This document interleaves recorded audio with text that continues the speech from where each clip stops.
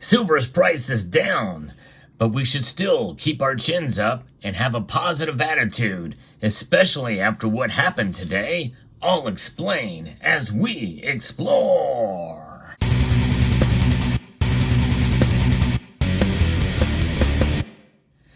The markets have moved today in a fairly dramatic fashion. I thought for sure we were going to see silver probably maybe even dip back below $30 an ounce. That did not happen because as we look at the markets right now, silver is recovering some of its losses, but especially compared to gold. In fact, gold is still down more so than silver. That doesn't happen too often. Typically, whenever the metals go down, silver tends to go down more and is more erratic in the movement on the downside, just as it is when it goes up. But I'm going to be reporting to you from the markets just moments before they close. Gold is down $29.20. That's down 1.22% today. And silver is down just under 1%, 0.97%, down 30 cents. But still, it is well above $30, trading at $30.85 right now. So we're back down below $31, but it did not go down a whole lot, except for earlier in the day, it went down $30.39. So it fell pretty hard earlier in the day, but it made a big recovery. Now, why did that happen? Well, I think because of the overall sentiment with regards to silver, especially being, I think, undervalued compared to gold. The gold to silver ratio is sitting at 76.73 right now. Still a high ratio, but still that is pretty dramatic. And we see, especially other metals, platinum and palladium, they've fallen at a much greater percentage rate than gold and silver. And really, they got hit in the wake of a commodity sell-off. Gold and silver prices being sharply lower around noon today from U.S. trading that we've seen on heavy profit taking from the shorter-term futures traders, and mostly in the commodity sector after recent good price advances. The selling pressure across most of the raw commodity spectrum is also in keeping with precious metal bulls on the sidelines to start the trading week, according to Kitco, Jim Wyckoff. And that is what's happening there. Now, what are the other commodities doing? Well, if we take a look, we can see that they've recovered as well, too. Copper is up slightly. It's now trading at $4.46 a pound. Nickel also up very, very slightly. Coming off some of that sell-off, some of these metals are actually starting to recover now. And I think that is what is preventing silver from losing much more than it did. In fact, all of the other metals are up right now. Crude oil, though, is down. And the dollar index is also up today. And I think that is having some effect. But the reason to celebrate is because silver essentially has not fallen by a whole lot by the end of the trading day, especially compared to gold.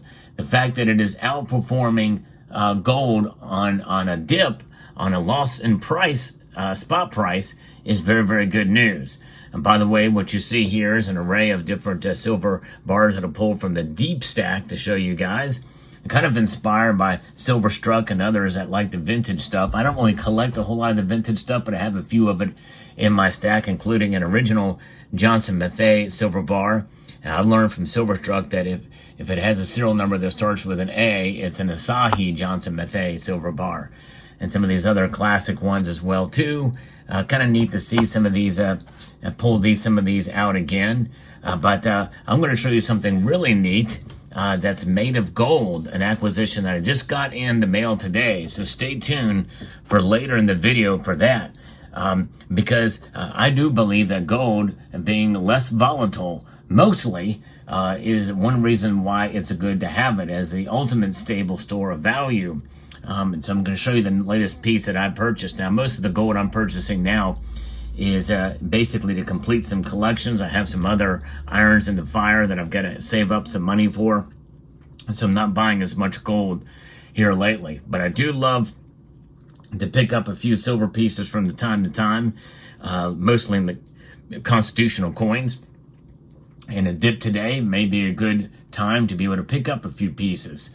I think that any day that we see silver above $30 an ounce is a good day. It means that we're starting to solidify a new base level, a new support, a new floor for silver. And that, I think, is partially what we very well could be witnessing today, and it's a good reason to celebrate. So even though it did fall to $30.39 on the low today, it has recovered that, and it stood well above $30 an ounce. Now, tomorrow is a new day, and it does not mean that it cannot be shattered, but every single day that it holds above 30, I think provides support. It bolsters support for the metal. And that, I think, is something we can celebrate. Now, there are many in this community who feel, in a sense, betrayed by silver for one reason or another. It is a tiny market. Many people feel it's manipulated because of that, making it easy to manipulate. But it's also a complex market. I think, in a sense, more complex than gold in that regard, even though gold is a larger market. Size does not mean everything. You know, size matters to some degree, but just because some people can come in and essentially, you know, they say the richest amongst us, that Jeff Bezos or Elon Musk could literally buy out the silver market. You know, I think that that would be very difficult to do given the complexity of it.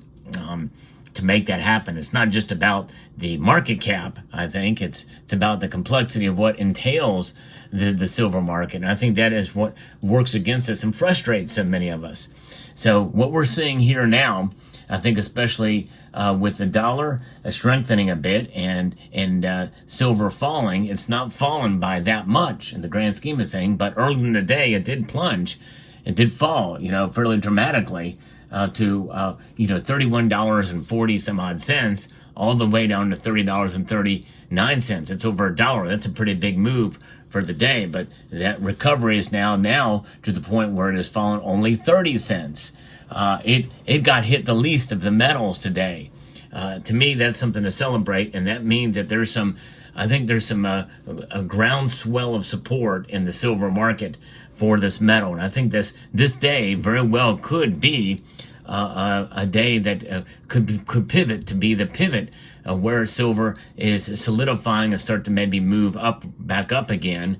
I'm not necessarily saying that silver is just going to skyrocket or go to the moon or hit $40 next week. Some people have made that prediction, but I do think that it gives me more confidence that we very well could be at the cusp of seeing silver start to position itself to move up into the mid-30s, maybe by the end of the year.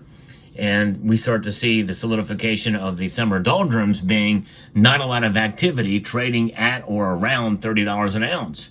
And like I said, anything $30 and above is a very good reason to celebrate silver and its sticking power. You know, we talk about inflation and being sticky because of this, the dollar. Well, let me tell you something. When silver starts to react and we see that the silver's price has a bottom and you're not going to see it moving back below that, that means that silver's price is essentially sticking as well too because of things like inflation. Yeah, imagine that. What a novel concept that silver is finally reacting to inflation. Which means that there's only so much more it can go down, because you think about other things like all-in sustaining costs for silver being mined as a primary element or metal from some of these primary silver miners, and the cost it takes to produce an ounce in that world, which is much, much, much less than it was even 5-10 years ago. Now the vast majority of silver is mined as a byproduct of other metals. And that all-in sustaining cost still varies, but likely it's going to be somewhere in the neighborhood, probably between just under $10 and maybe somewhere under 15 is my guess as a mine as a byproduct of other metals. And so we'll see how that plays out. Now let me show you what I ordered. This is a beautiful coin. This is a gold coin, and I bought it kind of at the last dip, but really there wasn't that much. Still a fairly high premium coin. This is the Águila Imperial. This is the Imperial Eagle from the Spanish Royal Mint. It is the fourth in the series of coins from the Spanish Royal Mint of their animal series, and The jury is still out as to whether or not they're going to come out with the bear next year in 2025, but likely they probably will. And so here it is. It's beautiful. It's a very odd denomination of 1.5 euro, but it is wonderfully done. And here is the reverse, and it has a great security features. It has a lenticular device that shape shifts with 4 different patterns on it, as you can see here. And I may demonstrate this closer in another video showcasing what this looks like. But you can see, you turn it, you see the image change 4 different ways. You've got a star, you've got the mint mark, the mint Madrid, and then you have the euro sign there. So very interesting. And then you've got the I think also the this sign is, which is a repeat of the globe and the 2 pillars there. Pretty cool. Philip the Sixth, the King of Spain, they have there. And beautifully done, 1 ounce, 4 nines fine gold, adding to the stack and collection, mostly the collection. But I think this is probably my favorite. It's a great rendition of the Imperial Eagle. So let me know what your thoughts are on this coin. And by the way, also wanted to remind you that I posted a video this morning that I probably is one of my best videos that I've done this year. And of course, as predicted, the algorithm did not catch it. It seems like most of my videos that I'm doing that give you some tips and analysis and insight on the world of precious metals, some of them don't do well, especially encouraging messages like what I'm sharing in that video, because it's not, quote, news. So it just, some people either don't have an interest in it or it doesn't get pushed out there. So I hope you will consider checking that video out. I'm going to link to it at the end screen of this video. Let me know what your thoughts are on this news and this video and this gold coin I got. Let me know what your thoughts are. I'd like to extend a multitude of gratitude to each and every one of you for taking the time to watch, and to encourage you to please rate, share, comment, and subscribe.